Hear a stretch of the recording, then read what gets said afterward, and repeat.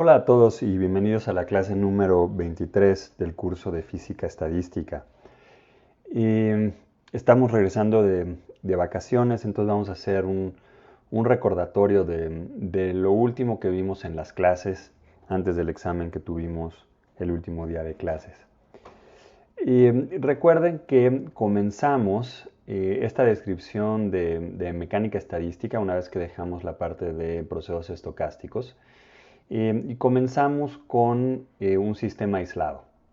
Y lo que mostramos es que en este sistema aislado, que está a una temperatura constante, definíamos, era sensato definir a la entropía del sistema como una constante, que era la constante de Boltzmann, multiplicada por el logaritmo natural del número de configuraciones que correspondían a, pues al parámetro que nos definía el estado del sistema.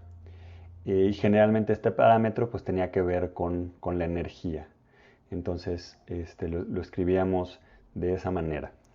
Y habíamos visto que esta definición tenía sentido porque recuperábamos las propiedades que esperábamos. Déjenme ser consistentes aquí con la notación, entonces vamos a llamarle U. De modo que el inverso de la temperatura, ¿sí? Lo identificábamos con la parcial de la entropía como función de la energía. Veíamos que esto tenía sentido con lo que comprendíamos que era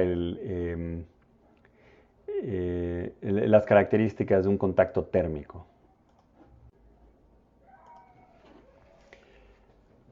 Hicimos varios ejemplos utilizando lo que llamamos el ensamble microcanónico.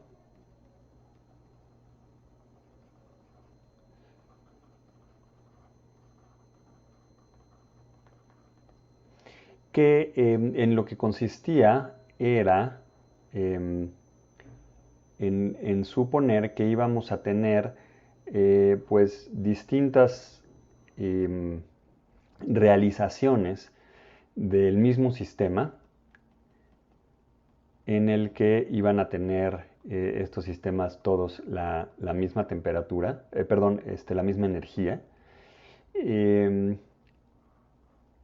Entonces pues imagínense como si esto fuera un conjunto de partículas que tienen pues cierta velocidad y ciertas condiciones iniciales y pues dejamos que evolucionen en el tiempo y como si cada una de estas correspondiera a una condición inicial diferente, que no es necesariamente el caso porque se va a cumplir esta condición que se llama de caos dinámico, y eso lo que quiere decir es que las condiciones iniciales pues con el tiempo se van a borrar del sistema y lo que vamos a terminar viendo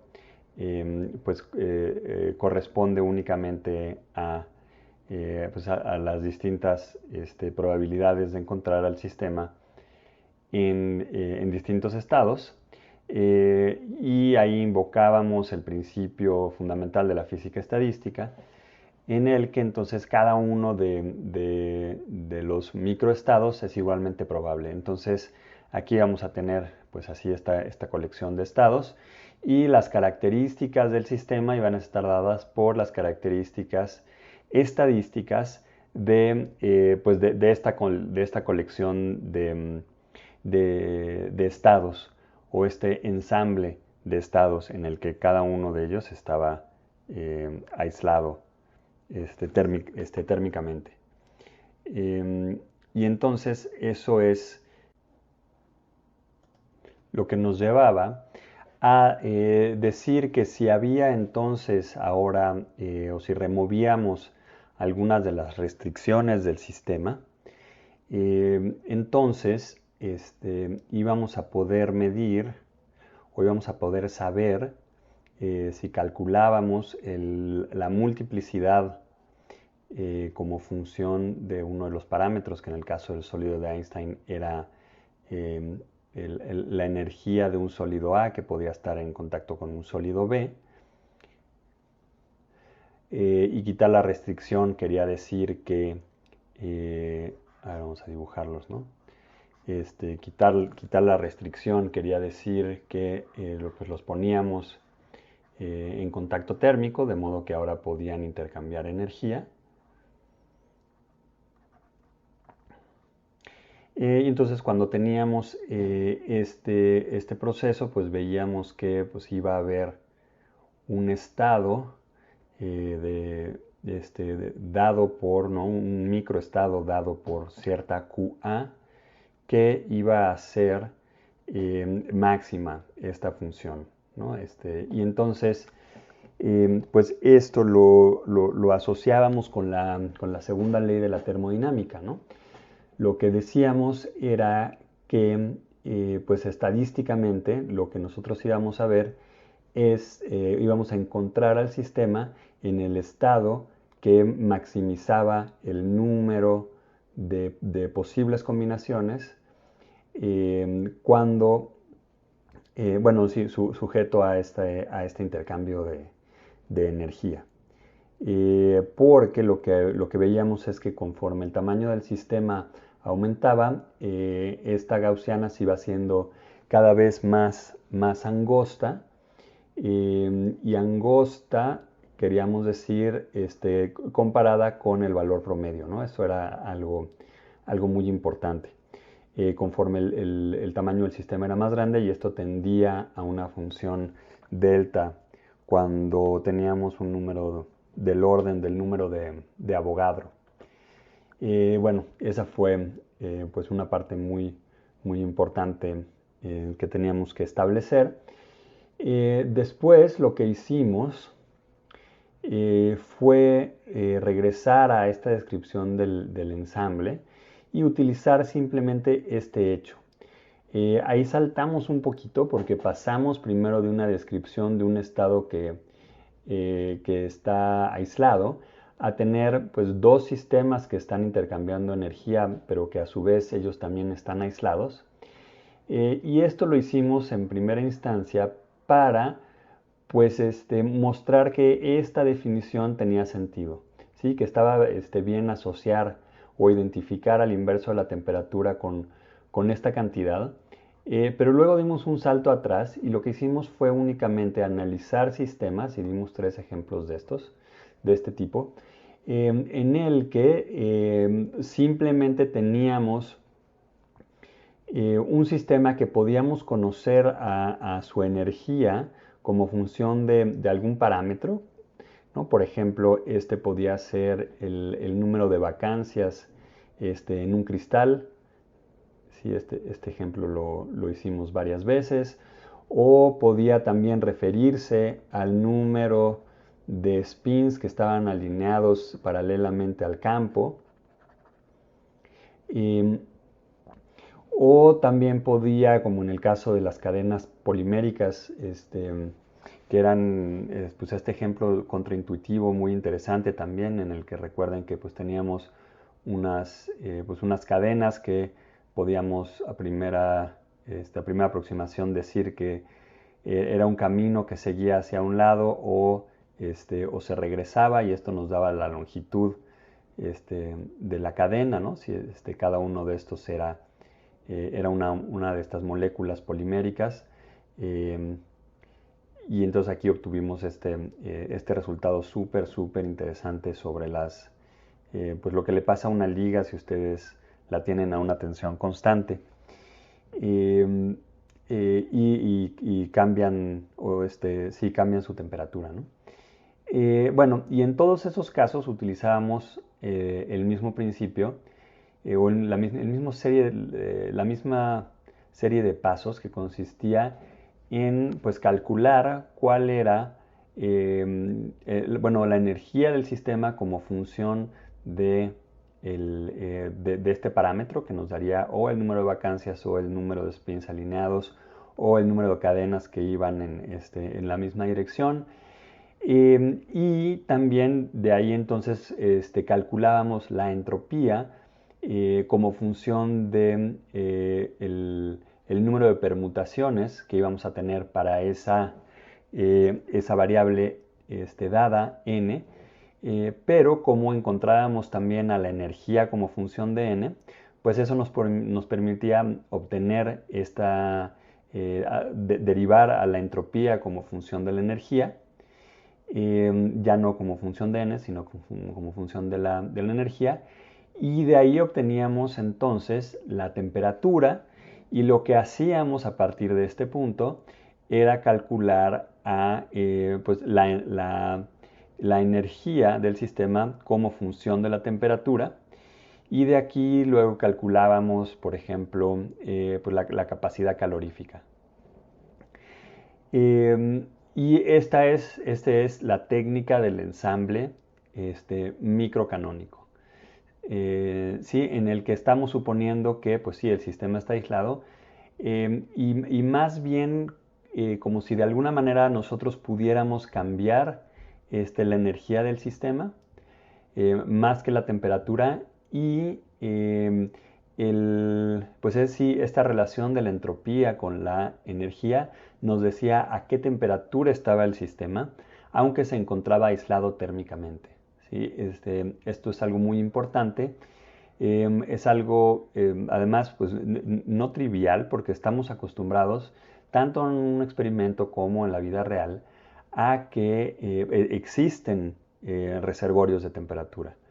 Si nosotros queremos mantener fija la temperatura de algún objeto en el laboratorio, pues lo conectamos a pues, una máquina que se asegura de que la temperatura sea la misma siempre, ¿no? Y generalmente hay sistemas de regulación o de retroalimentación que justo lo que están haciendo es mantener esa temperatura fija de todo el sistema, que lo que quiere decir es que le está dando o quitando energía al sistema, de modo que la temperatura siempre se encuentra fija.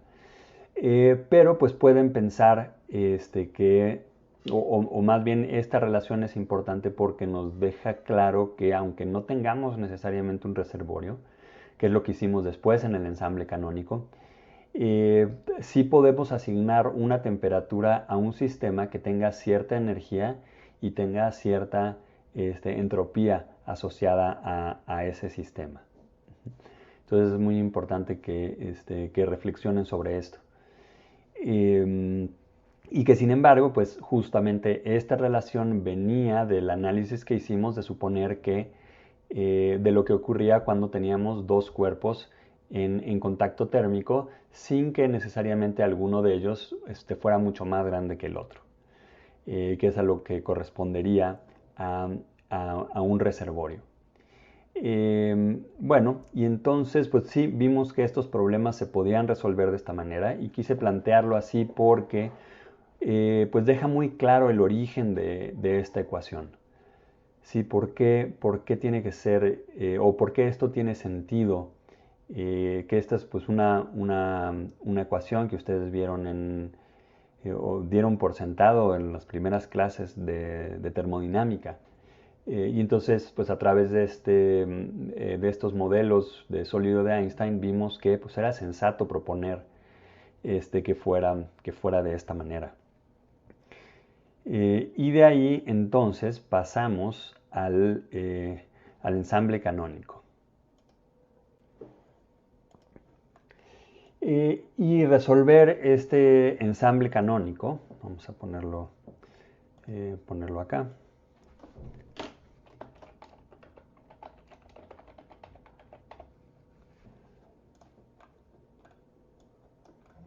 Ya que nos quedó claro el origen de esta ecuación, y que pues también es sensato identificar la entropía con el número de estados asociados al estado cuántico correspondiente para un sistema aislado. ¿Sí? Todo esto siempre lo hicimos en un sistema aislado. Entonces lo que hicimos fue estudiar lo que pasaba cuando teníamos un un sistema que también estaba aislado, pero en el cual teníamos un sistema muchísimo más grande que otro, y de hecho esto ustedes lo hicieron explícitamente en la última tarea. ¿Sí? ¿Qué pasa si pues uno de los cuerpos es mucho más grande que el otro, ¿no? ¿Qué le pasa eh, a, a- a los estados de este sistema? Porque lo que nos interesaba, siempre podíamos encontrar los microestados asociados a la combinación, ¿no? Porque lo que nos decía el principio fundamental es que todos los microestados de la combinación de estos dos cuerpos que forman el sistema que estamos estudiando eran igualmente probables. Y para librarnos de pues, las características que podía tener este cuerpo, porque lo que argumentamos es que cuando se trataba de dos sólidos de Einstein, pues sí se podía calcular, ¿no? Cuál era el número de estados de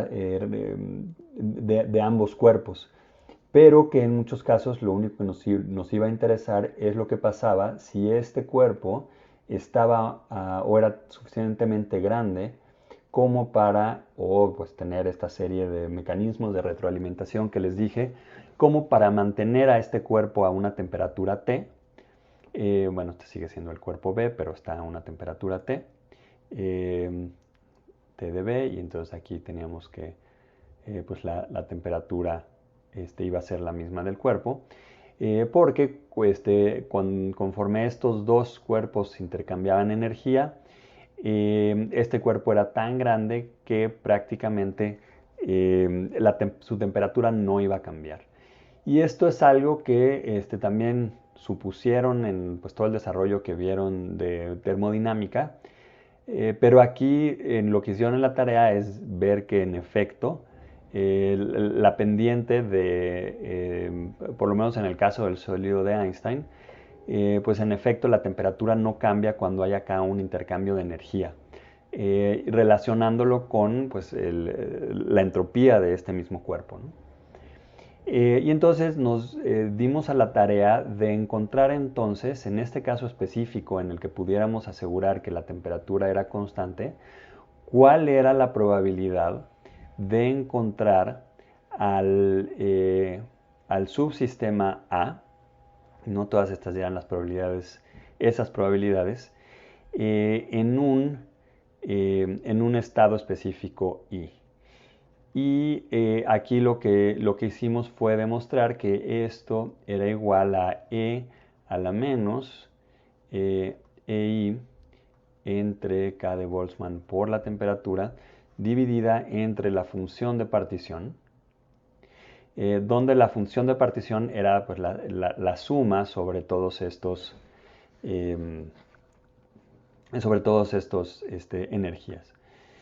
Entonces acá íbamos a tener la suma sobre cada uno de los microestados I del sistema.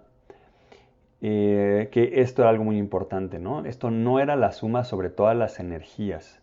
Esta era la suma sobre todos los estados cuánticos. Es decir, porque recuerden que podíamos tener degeneración, ¿no? Podíamos tener estados que estuvieran en más de un estado, perdón, que tuvieran la misma energía, podíamos tener estados que tuvieran la misma energía, eso es. Y entonces esto era la suma sobre cada uno de esos microestados, ¿sí? Y esta es función de la temperatura, ¿no? Poniéndolo así explícitamente. Y entonces, pues, hago énfasis aquí en que esto era muy útil porque entonces ya lo único que nos importaba de este cuerpo es que estuviera a una temperatura fija. Y entonces esta temperatura era la misma temperatura que teníamos acá. Y estas probabilidades eran pues las que obteníamos en esa circunstancia. Y aquí hacíamos énfasis en que esto lo obteníamos de suponer que todos los microestados de la combinación eran igualmente probables. Entonces eso lo obteníamos porque esto venía de que la probabilidad pues era proporcional al número de microestados asociados a esa energía. Y esa fue una de las clases más importantes, ¿no? Entender de dónde venía o cómo se construía este ensamble canónico, cuál era su enorme ventaja, que aquí ya la mencioné varias veces, y que entonces íbamos a tener una estrategia distinta a la que habíamos desarrollado para el ensamble microcanónico. Aquí en este sistema en el que tenemos un reservorio de temperatura, lo que tenemos que hacer es identificar cuáles van a ser las energías asociadas a cada uno de nuestros microestados, que recuerden, estos son los estados cuánticos del sistema. Y una vez que obtenemos la función de partición, podíamos entonces encontrar la probabilidad y entonces aplicábamos lo que habíamos aprendido cuando vimos procesos estocásticos, ¿no? Ya si conocíamos la energía, la probabilidad, pues entonces la energía promedio, esa pues era muy fácil ya calcularla, ¿no? Porque iba a ser la energía de cada uno de los estados multiplicada por la probabilidad de encontrar, de tener esa energía, ¿no? Y otra vez esto era asociado a cada uno de los estados cuánticos y no a cada una de las posibles, energías, ¿sí? Entonces esto era muy importante. Entonces así calculábamos la energía y de ahí entonces pues podíamos calcular, por ejemplo, la magnetización en el caso del paramagneto y de ahí también la capacidad calorífica, por ejemplo.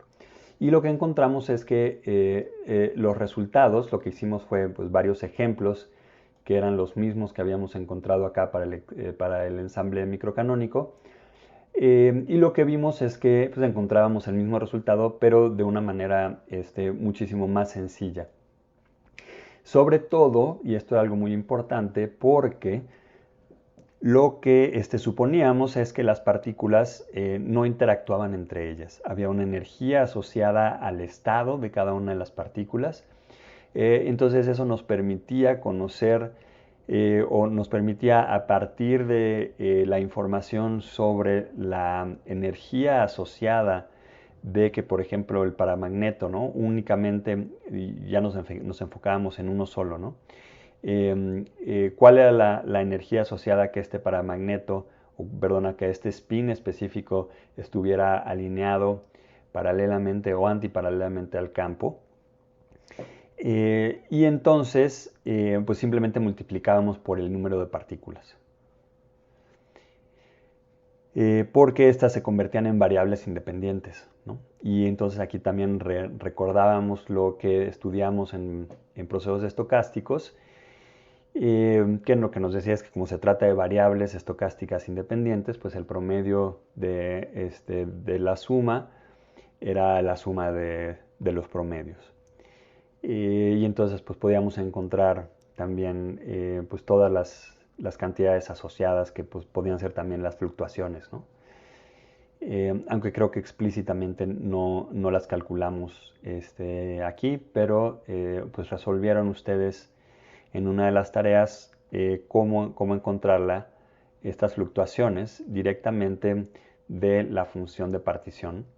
Y eso lo hicimos utilizando el ensamble de Gibbs y es de lo que vamos a hablar a continuación.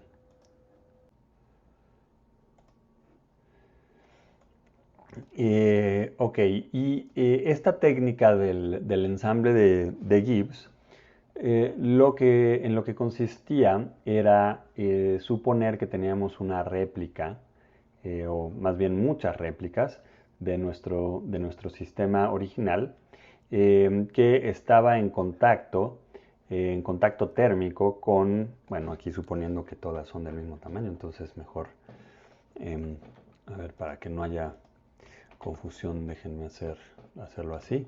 Teníamos muchas réplicas de este sistema que estaban en contacto térmico entre ellas.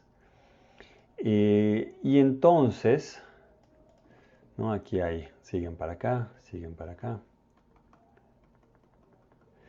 y estaban en contacto térmico. Y esta es realmente una manera muy ingeniosa pues de obtener cuál iba a ser la probabilidad de cada uno de estos estados. Y ahí el resto de los sistemas que construimos funcionaba como el reservorio de temperatura al cual estaba el sistema. Y cuando hicimos eso, en donde déjenme poner aquí de esta manera, este era nuestro sistema original, y esto estaba aislado, déjenme aislarlo térmicamente. A ver si, sí, ok, esto estaba aislado. Ok, y entonces cuando resolvíamos, ¿no? Porque esto era muy importante en todos los sistemas, que esto estuviera aislado y entonces por lo tanto todos los microestados eran igualmente probables. Entonces siempre vamos a partir de eso, en un sistema que esté aislado térmicamente, todos los microestados son igualmente probables. Y entonces luego hacemos distintas suposiciones sobre los subsistemas que puedan componer el sistema. En este caso, en el que teníamos una réplica, entonces lo que esto nos permitía era encontrar una ecuación que iba a ser muy general sobre la entropía como función de las probabilidades de encontrar al sistema, perdón, este es I, en cada uno de los microestados I, de encontrar al subsistema. ¿Sí? Esta era la entropía del subsistema que nos interesaba, el que estaba a una temperatura T. Y esto era la sumatoria de la probabilidad de la probabilidad de cada sistema I multiplicada por el logaritmo natural de esa misma probabilidad.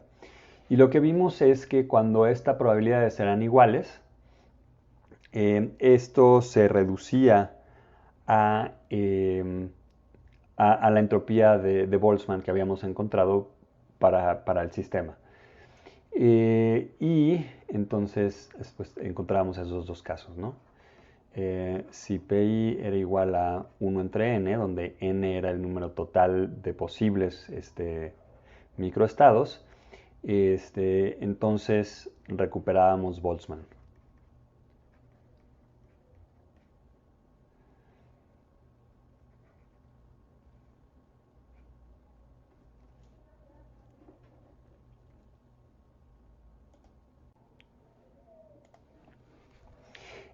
Porque si aquí era el número de microestados, que es justamente n, ¿no?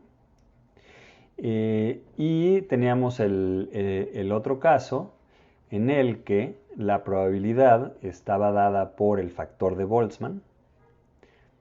A ver, aquí noten que le estamos llamando a esta entropía la entropía de Boltzmann y a esto el factor de Boltzmann. ¿Sí? Nada más para que no haya confusión. Pero entonces cuando esta probabilidad está dada por la energía, la E a la menos EI entre KBT, entre la función de partición, entonces encontrábamos relaciones importantes de la entropía como función de, por ejemplo, la energía promedio, y de ahí obteníamos también relaciones con la energía libre.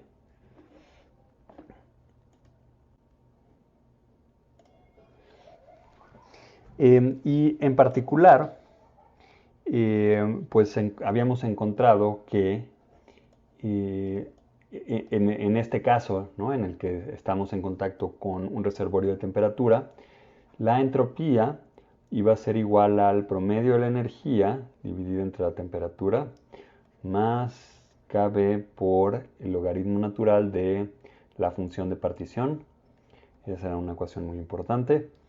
Que la energía libre, perdón, por supuesto no es un vector, que la energía libre es menos kBt por el logaritmo natural de la función de partición.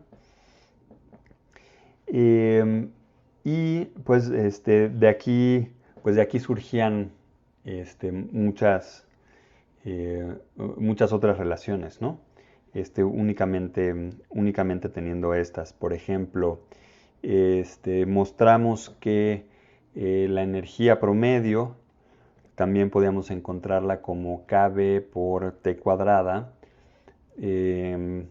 por la parcial del logaritmo natural de la función de partición con respecto a la temperatura.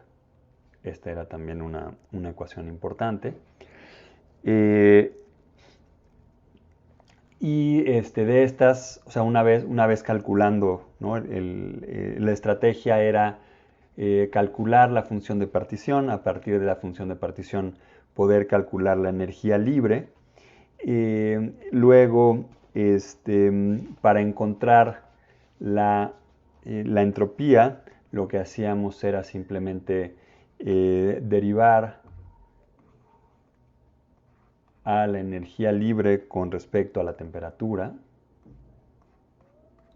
Entonces así teníamos a la entropía, y conociendo a la entropía podíamos conocer la capacidad calorífica únicamente por la parcial de la entropía con respecto a la temperatura a volumen constante. Hicimos varios ejemplos de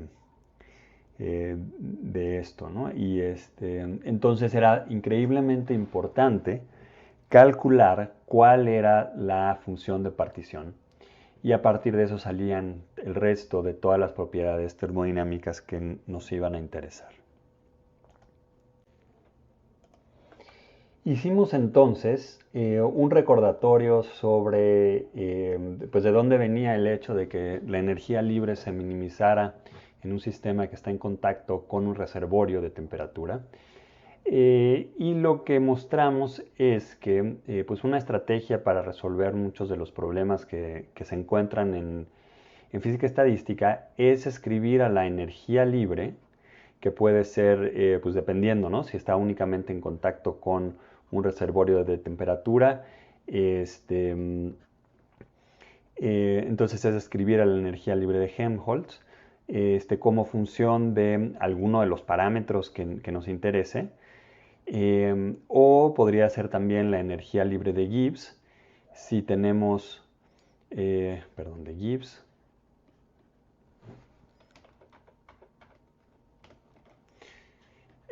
Si lo que tenemos es un reservorio de presión y temperatura, y entonces minimizando, que era pues tomar la parcial de f de n con respecto a n e igualar a 0, esto nos daba como resultado una ecuación de estado, o también G, ¿no? Cualquiera de las dos iba a tener este resultado. Y entonces, pues esto permitía de una manera relativamente sencilla meter toda la física del sistema, aunque fuera un poco una caricatura en una primera aproximación, o una sobresimplificación, si quieren verlo así, del sistema, pero poder escribir entonces tanto a la entropía como a la energía del sistema como función de n, y encontrar estas derivadas, y a partir de eso entonces pues ya encontrábamos las ecuaciones de estado. Y esto lo hicimos para el caso del cristal. ¿Recuerdan? Del cristal con vacancias. Lo aplicamos de esta manera y vimos que pues encontrábamos, ¿no? Recobrábamos el mismo el mismo resultado que habíamos obtenido antes, tanto con el ensamble microcanónico como con la técnica del ensamble canónico directamente, aunque pues este resultado es también se deriva justamente de suponer que estamos en contacto con estos reservorios. Y a continuación, lo que hicimos fue encontrar algunas propiedades muy importantes de la función de partición, y este va a ser nuestro punto de partida para esta clase finalmente, que fue un poquito largo todo el recordatorio.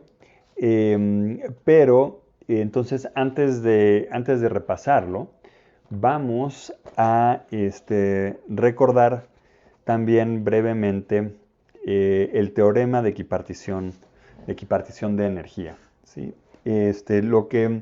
Lo que mostramos es que si, entonces, déjenme escribirlo, tenemos...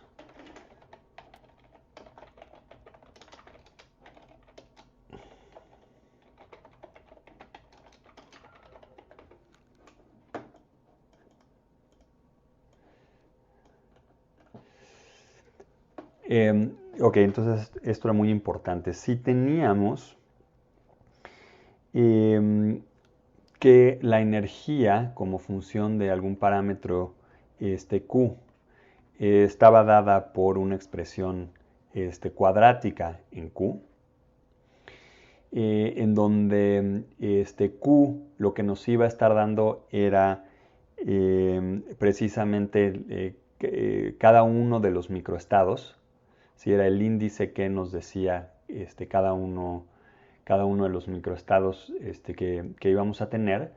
Entonces, la función de partición que escribíamos de esta manera, ¿no? Era la suma sobre todos los microestados de E a la menos beta por pues la energía asociada a Q, donde recuerden que beta era 1 entre kT. Sí, o sea, estábamos en contacto con un reservorio de temperatura. Entonces, en el caso en el que kT era mucho mayor que esta constante C, entonces la función de partición podíamos pasarla a una integral.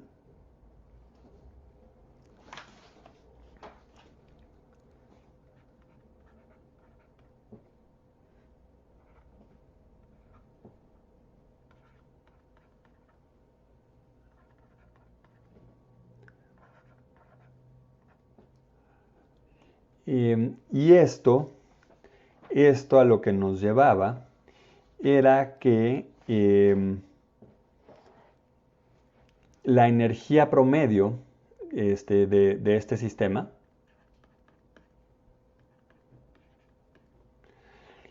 siempre iba a ser un medio de kT. Entonces, esto es lo que nos dice el teorema de partición. Siempre que estemos a temperaturas altas, y lo que queremos decir con temperaturas altas es que kT es más grande que la separación entre los estados cuánticos, entonces la energía promedio siempre va a ser un medio de kT. Esto era muy importante, y entonces lo que decíamos es que el promedio de cualquier grado de libertad que contribuya cuadráticamente a la energía es igual a un medio de kT, dada esta condición, que era muy importante. Entonces, ese era el teorema de equipartición. Y entonces, ahora sí, pasamos a probar estas otras propiedades de la función de partición. Y en estas lo que habíamos visto es que pues, si la energía total estaba compuesta de dos componentes distintas, déjenme escribirlo así, ¿no? que podía tratarse de o de dos grados de libertad distintos o del mismo grado de libertad de dos partículas distintas, pero que tenían que ser independientes, ¿no? Eso es lo que era muy importante. Entonces, la función de partición se factorizaba. Entonces, la función total iba a ser a z1 por z2, y esto implicaba que la función de partición, la energía libre se sumaba. Entonces la energía libre total iba a ser la suma de las energías libres. Y lo mismo con la capacidad calorífica total. Y estas eran propiedades muy importantes. Esto era solo para dos partículas, pero pues en general lo que vamos a tener es que la función de partición es la multiplicación de las funciones de particiones individuales si las partículas son distinguibles, y la energía libre total pues, es la suma de las energías libres ya sea de cada uno de los grados de libertad o cada una de las partículas, ¿sí? Entonces va a jugar el mismo papel el hecho de que tengamos distintas partículas o una misma partícula con distintas cantidades. Eso es algo muy muy importante que hay que reconocer. Y lo mismo con la capacidad calorífica.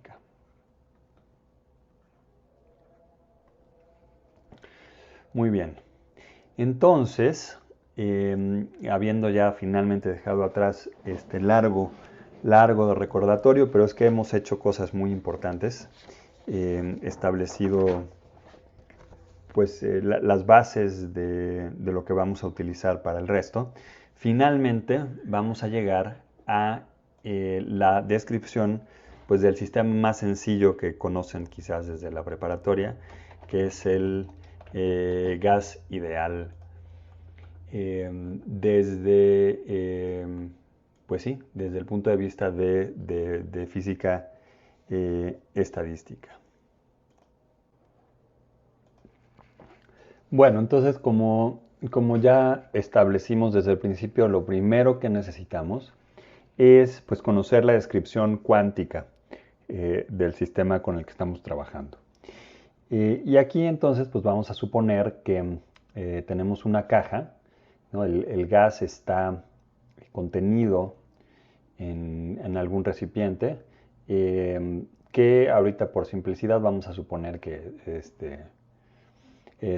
cuadrado, pero no va a importar estos detalles. Y pues tiene distintas longitudes, ¿no? Entonces vamos a ver esta cara de acá. Porque pues justo por ser un gas ideal, no hay interacciones, y pues las soluciones de la ecuación de Schrödinger para la ecuación de onda pues van a ser aquellas que se desvanezcan en, los extremos. Entonces pues vamos a tener, por ejemplo, esa solución, ¿no? Donde aquí lo que estamos graficando es el valor de la función de onda como función de la posición, ¿no? Y aquí es 0. Y pues esa es una de las soluciones. Otra posible solución es esta, ¿no? Este sería otra vez phi, y aquí es el 0. Estas soluciones están oscilando en el tiempo, ¿no? O sea, esto es como una cuerda de saltar. Luego se hace 0, luego regresa acá. y lo mismo para esta solución de aquí. Y esto, pues recuerden que todo viene de comenzar con la ecuación de Schrödinger, ¿sí? En la que tenemos I por H barra por la parcial. Bueno, a ver, en general en los libros esto lo escriben con este símbolo. La parcial de la función de onda con respecto al tiempo, y esto es igual a menos h barra cuadrada entre 2m por, y bueno, esto es en una dimensión, ¿no? La segunda parcial de la función de onda con respecto a x cuadrada más el potencial multiplicado por la función de onda. Y cuando proponemos que haya o proponemos separación de variables, ¿sí? Proponemos que phi de x y el tiempo esté dada por, pues ahora sí, una función únicamente de la posición y una función del tiempo. Pues esto nos conduce por, por un lado a la ecuación de Schrödinger independiente del tiempo, que es que menos h cuadrada entre 2m por la segunda parcial de phi con respecto a x más el potencial por phi es igual a la energía por phi. Y simplemente la parte espacial se reduce a oscilaciones.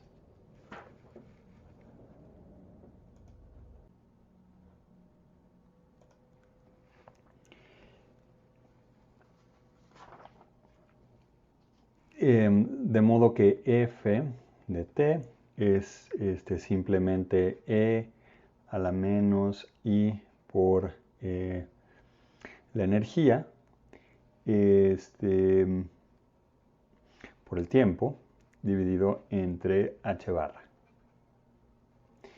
Y entonces, cuando podemos hacer esta separación de variables, estas soluciones que obtenemos se llaman estacionarias porque los valores de expectación no dependen del tiempo. Y eso es lo que estamos considerando aquí en una partícula que está aquí adentro de la caja. Estamos pensando que su probabilidad justo en los extremos se hace 0. Y estas son las soluciones. Déjenme regresar a esta solución porque esta ya es la solución de la parte espacial. Están dadas por senos o cosenos. Muy bien, y entonces, ahora a partir de esta ecuación, en donde el potencial es 0 dentro de la caja, podemos encontrar cuáles son las energías como función de pues cada uno de estas funciones que van a ser ortogonales, ¿no? Esto lo deben haber visto en cuántica. Muy bien, y pues vamos a escribir cuáles son las soluciones de este problema. Hay un número cuántico n, y entonces estas funciones son simplemente a por el seno de npi por x entre L, ¿sí? Donde L es la longitud de la caja. Entonces con esto aseguramos que la función se haga 0 en los extremos.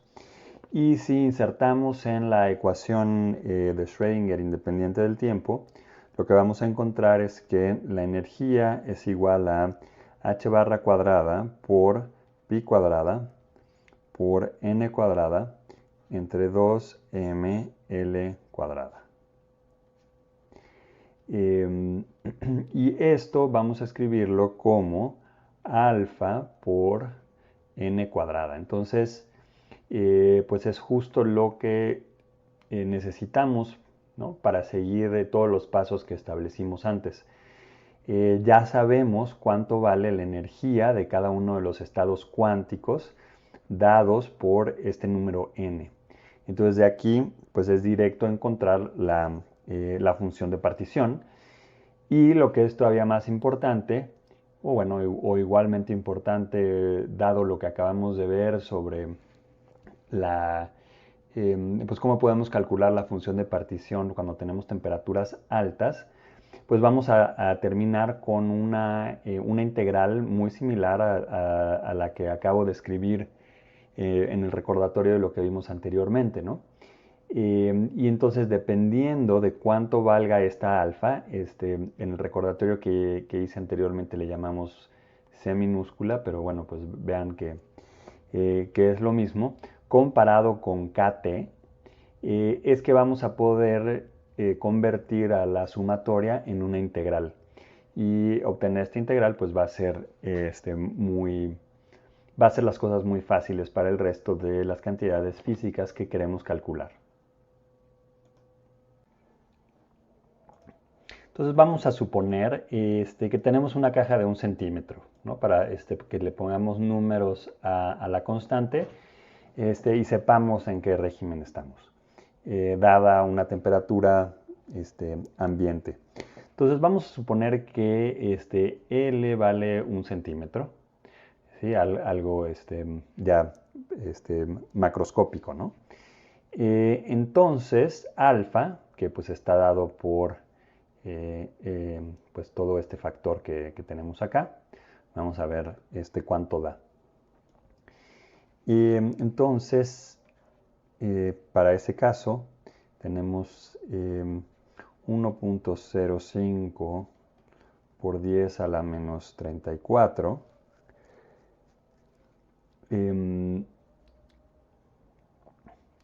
No, permítanme que no le ponga las unidades correspondientes, pero todo está en las unidades que deben ser. Por pi cuadrada entre 2 por m, que vamos a pensar entonces que tenemos un electrón. Ok, entonces la masa es 9.11 por 10 a la menos 31 kilogramos por 10 a la menos 4 metros, ¿no? Entonces este es L cuadrada. Y esto nos da 6 por 10 a la menos 34 joules.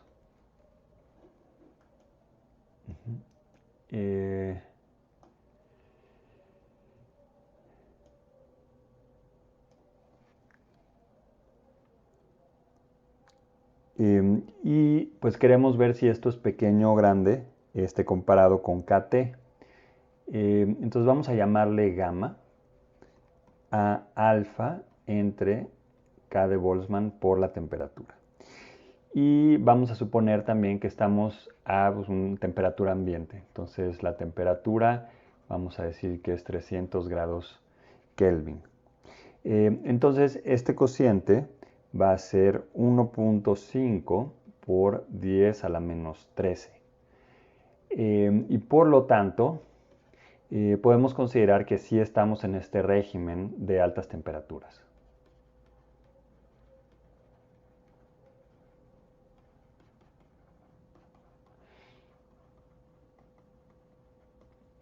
Y eso lo que quiere decir es que vamos a poder cambiar la sumatoria que nos da la función de partición por una integral.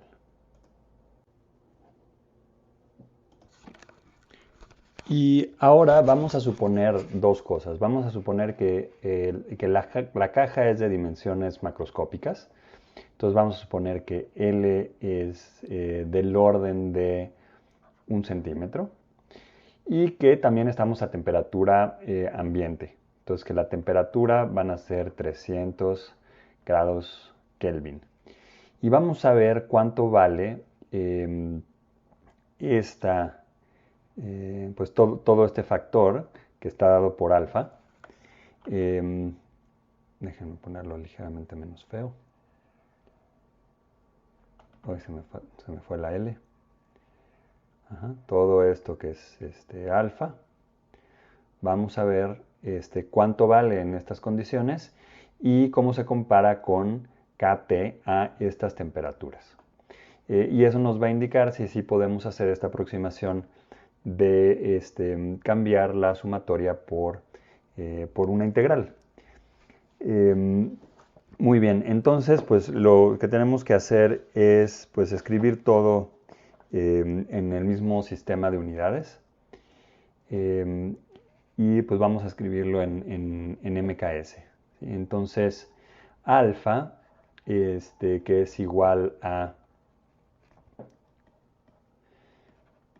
h cuadrada por pi cuadrada entre 2ml cuadrada. Bueno, y la tercera suposición es que estamos hablando de un electrón, ¿no?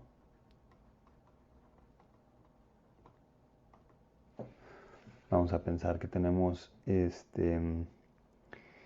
un electrón.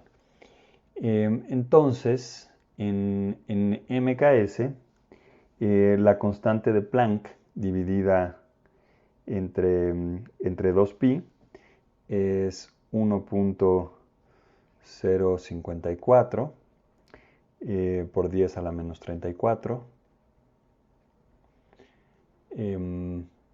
No le voy a poner unidades a esto, pero pues sabemos que la combinación de todos estos factores tiene que ser en joules, ¿no? Por pi cuadrada dividida entre 2 por la masa del electrón, y esta masa es de 9.11 por 10 a la menos 31 kilogramos, porque es todo esto, recuerden, es en MKS, por L cuadrado, ¿no? Y eso es 10 a la menos 4 centímetros cuadrados. Y entonces, si hacemos este cálculo, entonces nos queda que alfa vale 6, bueno, del orden de 6 por 10 a la menos 34 joules. Y al momento de dividir, entonces vamos a llamar a gamma, vamos a llamar a alfa entre Kt. Entonces este valor entre K por T, cuando T son 300 grados centígrados, es 4.4 por 10 a la menos... perdón, no. Esto es 1.5 por 10 a la menos 13.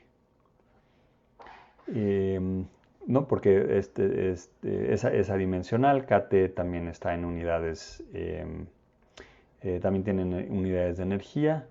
Y entonces ya sabemos que pues, esta condición, que justo es de lo que hablamos hace un momento, es la separación entre niveles de energía y pues la energía térmica es muy pequeña, entonces podemos sustituir a la sumatoria por una integral. Entonces vamos a hacerlo. Para lo cual vamos a hacer un pequeño cambio más, ahorita lo vamos a hacer. Entonces, las últimas clases, antes de salir de vacaciones, calculamos estas funciones de partición. Recuerden cuando teníamos una molécula diatómica que podía oscilar en esta dirección y también podía rotar. Y a esta le habíamos llamado, cuando lo calculamos la función de partición vibracional, y cuando rotaba, calculamos la rotacional, perdón. Entonces, pues esta que vamos a calcular ahora, pues es la traslacional. Y aunque lo calculamos para un electrón, pues el resultado no sigue siendo válido cuando tenemos una molécula. El hecho de que a temperatura ambiente este cociente sea muy pequeño. Entonces, vamos a calcular entonces la función de partición. Y podemos hacerlo, reitero, porque pues ya sabemos el valor de, bueno, sabemos, el valor de cada uno de los estados cuánticos que están dados por n. Y en este caso no hay degeneración. ¿Sí? Hay solo un estado para cada una de las energías que estamos calculando. Entonces vamos a escribir la definición de la función de partición. Y esto pues podemos sustituirlo por nuestra definición de gamma, ¿no? Y multiplicada por n cuadrada.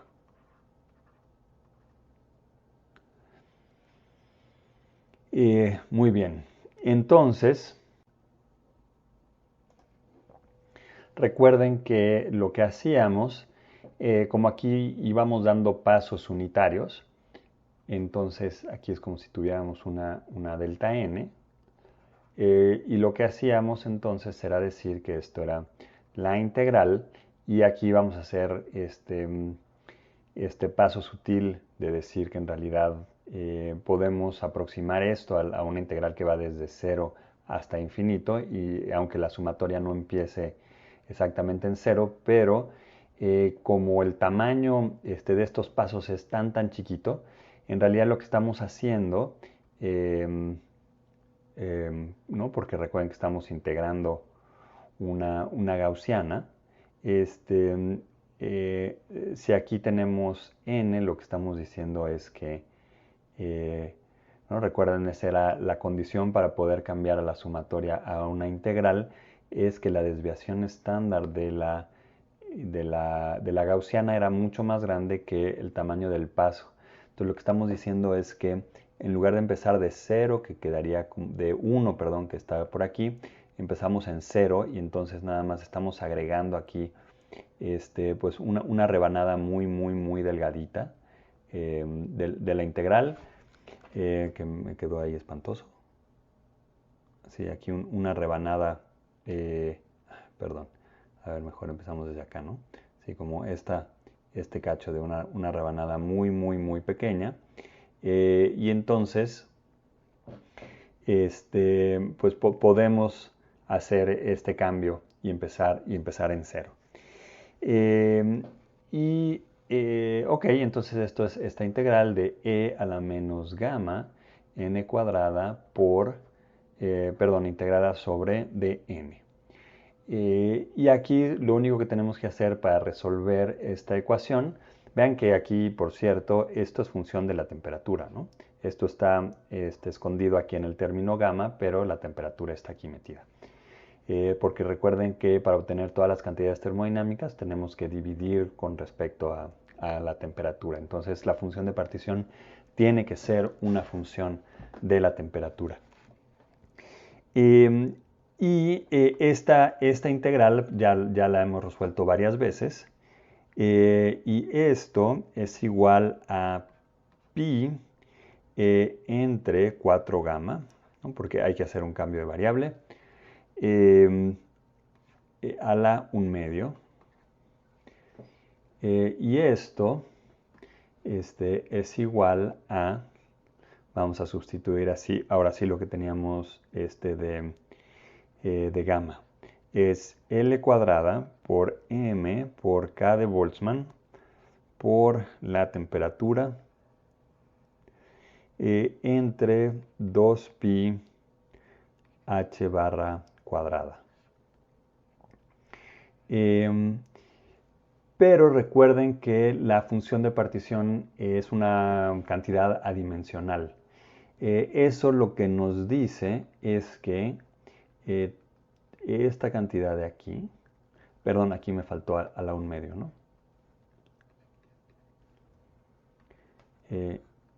Esta cantidad de aquí debe tener unidades de longitud cuadrada. O en otras palabras, z traslacional es igual a L entre, ¿no? Porque aquí era L cuadrada, entre lo que vamos a denotar como lambda con una D, en donde esta cantidad es precisamente 2pi h cuadrada entre m k de Boltzmann por la temperatura, y lleva por nombre la longitud de onda de Broglie.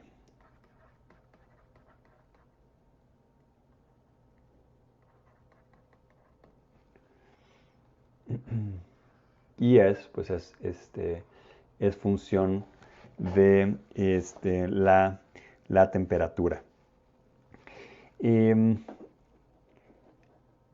Perdón, esta es la longitud de onda térmica, porque depende de la temperatura térmica, de Broglie.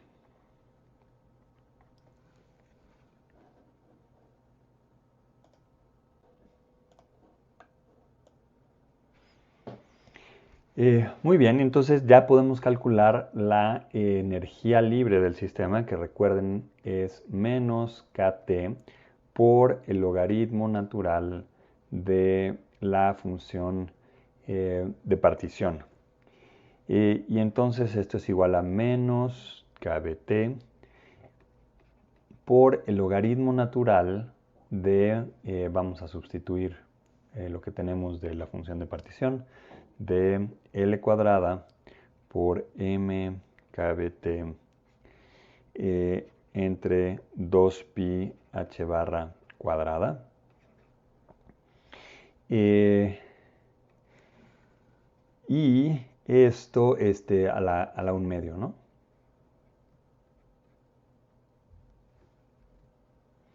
Y esto, por lo tanto, es menos kBt entre 2 por el logaritmo natural de L cuadrada m kBt entre 2pi h barra cuadrada. ¿Sí? Ahora, entonces, recuerden, el siguiente paso es calcular la entropía. Y la entropía es menos la parcial de la energía libre con respecto a la temperatura a volumen constante, donde aquí volumen constante está relacionada con esta dimensión, ¿no? En un momento vamos a ver eso con más detalle, pero por el momento pues tiene que ver con las dimensiones del objeto en el cual está metida la partícula, ¿no? Y entonces, pues esto es kBt menos kBt entre 2, perdón, se van los menos, ¿no? Porque aquí teníamos este menos, entre 2 por el logaritmo de todo esto que son constantes, ¿sí? Porque la masa, K de Boltzmann, H, y acabo de argumentar que pues esta longitud pues también es constante, ¿no? Por esto del volumen, y bueno, además porque estamos suponiendo que la caja no cambia de tamaño, ¿no? Y aquí entonces nos va a quedar 1 entre L cuadrada M KB T entre 2pi h barra cuadrada por la derivada de esto, que es pues todo eso mismo sin la temperatura nada más, ¿no? Y entonces,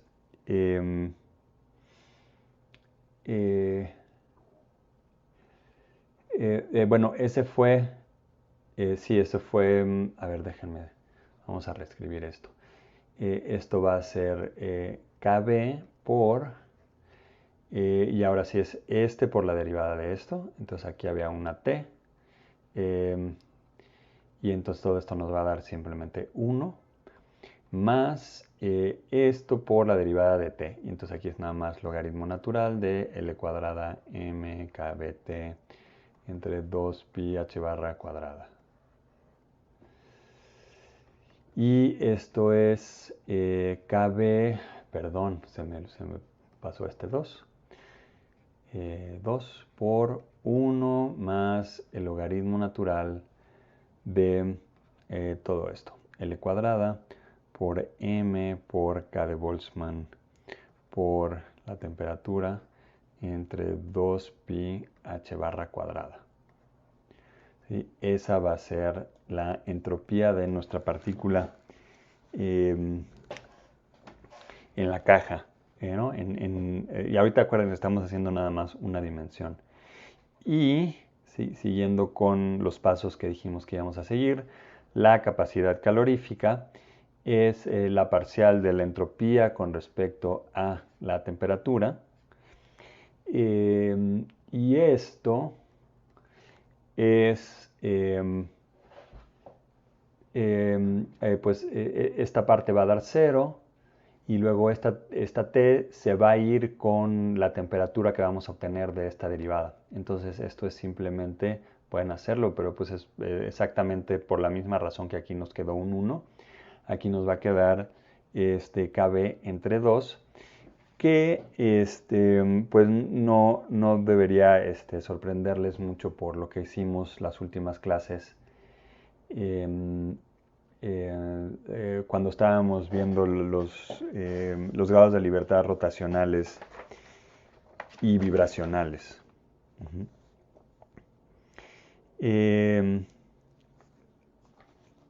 Muy bien, pues ese fue el resultado para una partícula en una dimensión. ¿Sí? Todo esto que hicimos, partiendo de acá, esta fue la solución de una partícula en una dimensión. Pero, ¿qué pasa si ahora tenemos una partícula en 3 dimensiones? En el que pues cada una de estas dimensiones son independientes. Entonces, si resolviéramos la ecuación de Schrödinger en 3 dimensiones, entonces la solución que vamos a obtener también por separación de variables es pues una constante de normalización por el seno, ¿no? Pues va a ser la multiplicación de cada una de las soluciones de cada una de las dimensiones. Y estamos suponiendo que la caja tiene la misma dimensión en las 3 dimensiones, ¿no? Entonces que este es L, este es L y este de acá también es L. Entonces, es esta multiplicación donde cada uno de estos números cuánticos también pues son independientes entre ellos.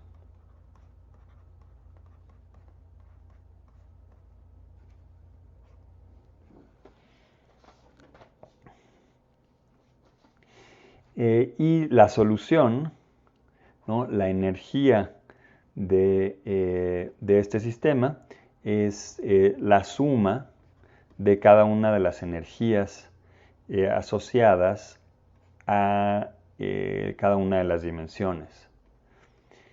Y esto es entonces n1 cuadrado más n2 cuadrada más n3 cuadrada. ¿Sí? Esto es pues la solución de la ecuación de Schrödinger. Lo deben haber visto en cuántica. Ok, pero entonces vean que esto es bien importante porque lo que vimos es que vamos a poder factorizar la función de partición. Entonces, la función de partición traslacional, dado que tenemos ahora estas tres dimensiones, vamos a poderlas factorizar. Entonces vamos a hacerlo por esta ocasión explícitamente. Pero pues lo único que estamos haciendo es pues lo mismo que explicamos la última clase y que hicimos en el recordatorio, ¿no? E a la menos gamma, esto no cambió, y luego aquí nada más es n1 cuadrado más n2 cuadrado más n3 cuadrado. Y pues esto vamos a factorizarlo explícitamente, ¿no? Esto es pues la sumatoria de n1 de n1 igual a 1 hasta infinito de e a la menos gamma n1 cuadrado, que multiplica a la sumatoria de n2, que va también desde 1 hasta infinito, de e a la menos gamma n2 cuadrado, por la sumatoria de n3 de los mismos factores de Boltzmann. Y esto no es otra cosa que pues la multiplicación de cada uno de estos factores, en donde nada más para no hacerme bolas como poniéndole más subíndices de los que necesitamos, vean que acá de la solución que teníamos para la función de partición, acá, sí, recuerda, ¿no? Era la función de partición de una partícula en una dimensión. Vamos a tener esta multiplicación en el que aquí vamos a ponerlo explícito, ¿no? Si sacamos este L cuadrado, esto era a la raíz cuadrada, entonces aquí queda una L. Entonces cuando multiplicamos esta función de partición para cada una de las dimensiones, es simplemente este factor se eleva a la 3 medios y aquí tendríamos pues Lx por Ly por Lz, y ese es simplemente el volumen, ¿no? De hecho habíamos dicho que medían lo mismo, pero en realidad pues pueden tener distintas medidas y da igual, porque entonces ahí tendríamos Lx por Ly por Lz, que es simplemente el volumen. ¿Sí? Donde recuerden, pues una L sale de aquí, una L sale de acá, otra L sale de acá. Y de aquí tenemos el mismo factor de m por kBt entre 2pi h barra a, y era a la 1 medio, y pues es multiplicado al cubo, pues es a la 3 medios. Y entonces aquí ya vamos a escribir simplemente el volumen. Entonces vean que ya tenemos a la función de partición total, ¿no? Y recuerden, esto es para una partícula en 3 dimensiones, ¿no? Ahora sí ya es en 3 dimensiones.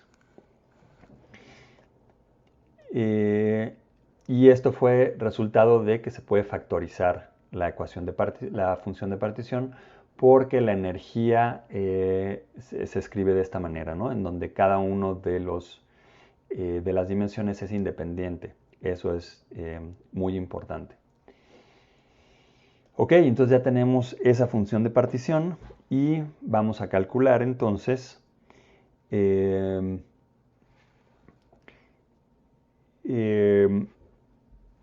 cuánto vale la energía libre. Y esto es menos K de Boltzmann por la temperatura por el logaritmo natural de de z traslacional, y esto es menos k de Boltzmann por la temperatura,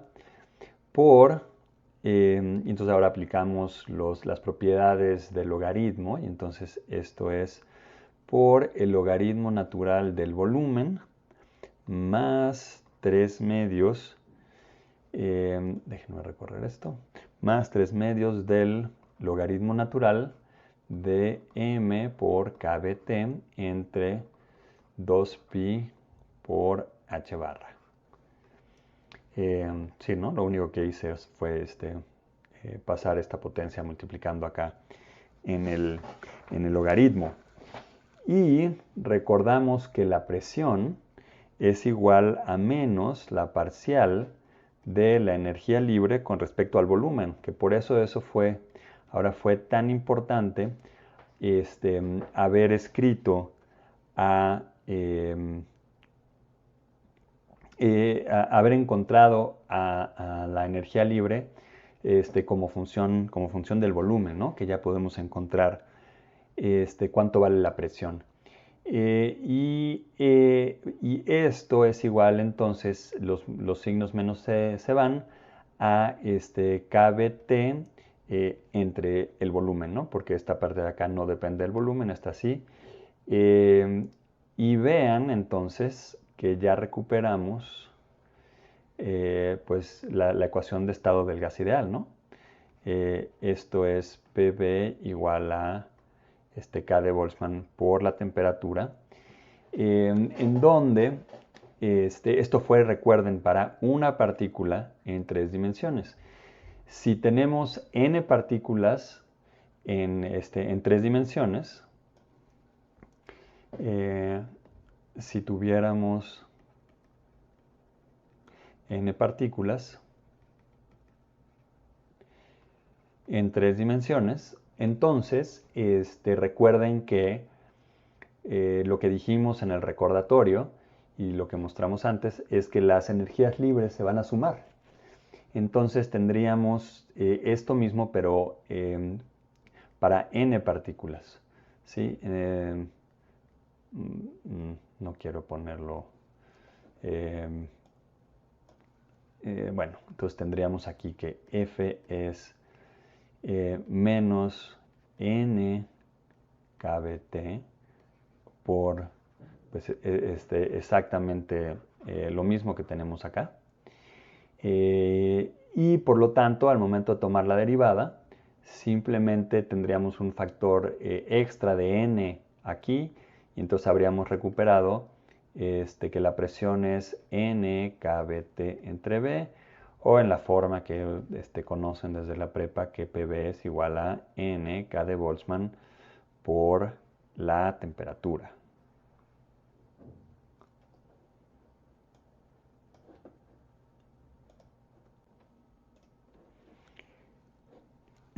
Y pues vamos a calcular la entropía para n partículas en 3 dimensiones. Entonces recuerden, ¿no? Es esta misma energía libre multiplicada por n. Y a partir de esa vamos a calcular pues, la entropía como menos la parcial de la energía libre total como función de la temperatura a volumen constante, que ya aparece aquí, y es para con este factor n que les digo, ¿no? Entonces esto es n por kb, y otra vez, ¿no? Vamos a tener bueno, uno de los factores va a ser simplemente el logaritmo natural del volumen, ¿no? Cuando multiplicamos la t acá, y cuando la temperatura está multiplicando este término, pues vamos a tener estos dos términos, ¿no? Que va a ser la temperatura, ¿no? T multiplicado por la derivada de esto, pero recuerden que la derivada de esto simplemente nos va a dar 1 entre t. Entonces esto nos va a quedar simplemente 3 medios. Más pues todo esto por la derivada de t, y entonces eso es simplemente 3 medios por el logaritmo natural de m kbt entre 2pi h barra cuadrada. Perdón, aquí me faltó ese cuadrado y acá está también. Ok. Muy bien, esa es la entropía. Y déjenme marcarla porque la vamos a utilizar en la discusión de lo que sigue. Y la capacidad calorífica, entonces, es la temperatura por la parcial de la entropía con respecto a la temperatura a volumen constante. Y pues el único término que de aquí depende de la temperatura está acá. Y otra vez, esta derivada únicamente nos va a dar un factor 1 entre t, que se va a ir con esta t, y nos va a quedar entonces nada más n kb por 3 medios, ¿no?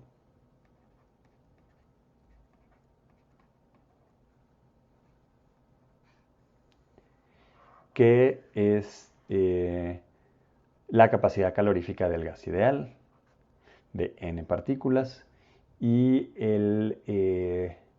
la entropía de n partículas en 3 dimensiones. Entonces, vean que lo que acabamos de hacer es sensacional, no porque no lo estuviéramos haciendo antes con los ejemplos que hacíamos del ferromagneto y esto, pero esto es algo con lo que ustedes han estado familiarizados desde hace, ¿qué les gusta? 8 años, ¿no? Con las propiedades del gas ideal, de una manera u otra. Y aquí lo que estamos haciendo es mostrar que todas esas propiedades que se observan cuando se cumplen las condiciones del gas ideal, que recuerden que es un gas a muy baja densidad y a temperatura ambiente, vienen de las propiedades cuánticas.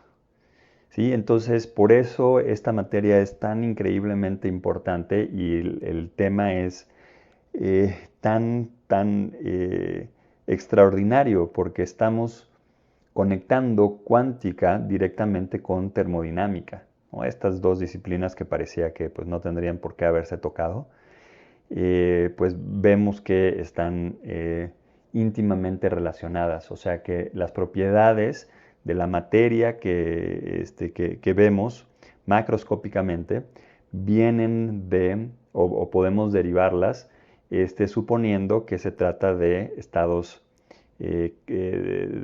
cuánticos, ¿sí? Y de las propiedades tan importantes que establecimos de la mecánica cuántica, ¿no? Recuerden que todo esto realmente surgió de suponer que todos los microestados son igualmente probables. De ahí partimos, ese es el principio fundamental de la mecánica estadística y de ahí construimos todo esto. Entonces esto debería pues alegrarlos de que vamos en un buen camino en el sentido de que todo aquello que ustedes ya conocían puede demostrarse que viene de los mismos principios básicos de la cuántica. Y para terminar esta clase, déjenme nada más poner de relieve una cosa que pues va a ser fundamental en lo que sigue. Y es que a pesar de todo el éxito que acabo de decirles que acabamos de conseguir con lo que construimos, aunque la ecuación de estado es adecuada, es la correcta, y la capacidad calorífica también, vean que la entropía que obtuvimos necesariamente es incorrecta, desde el punto de vista de termodinámica más fundamental. Y esto podemos verlo porque sabemos que la entropía tiene que ser una cantidad extensiva.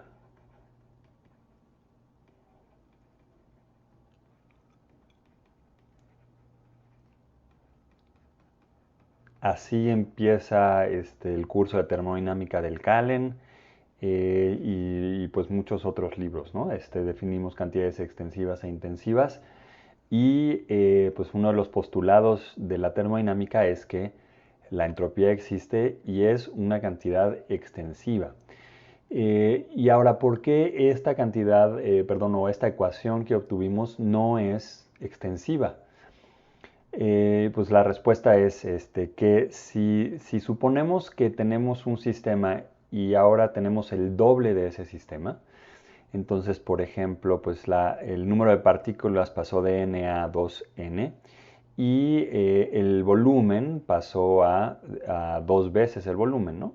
Eso querría decir. Y entonces esperamos que ante estos cambios la entropía pase a dos veces la entropía. Pero vamos a ver aquí que, pues en principio aquí hay un 2 y eso no habría problemas, pero pues para que tuviéramos exactamente el doble de la entropía, aquí tendríamos que tener un factor de V entre N. Esta debería, o esta es la solución pues a este problema que nos encontramos, ¿no? Que es altamente no trivial y profundamente física la respuesta de por qué nos faltaba esta división entre n en nuestra derivación que se llama pues semiclásica por el mismo problema que vamos a ver la siguiente clase. O bueno, que vamos a ver cómo resolverlo la siguiente clase.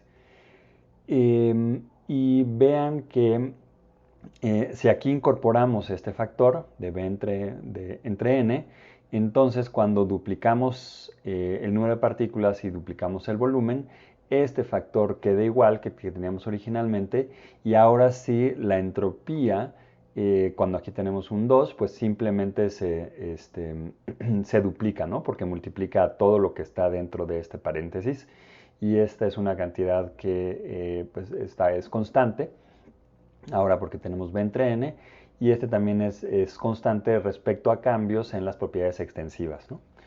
Y entonces la pregunta es, ante esta solución que proponemos, es ¿cuál es el origen o de dónde podríamos haber obtenido esta división entre N? ¿No? O en otras palabras, que es como nos gustaría pensar como físicos, ¿no? ¿Qué implicaciones tiene si nos vamos hacia atrás en la derivación, haber incluido este factor de raíz de n? Entonces, eso se los dejo de tarea y repasen el video, vean qué tendrían que haber hecho para que apareciera ahí un factor de 1 entre n. Y a ver si ustedes mismos pueden deducir qué es lo que está detrás de este factor extra que necesitamos incluir.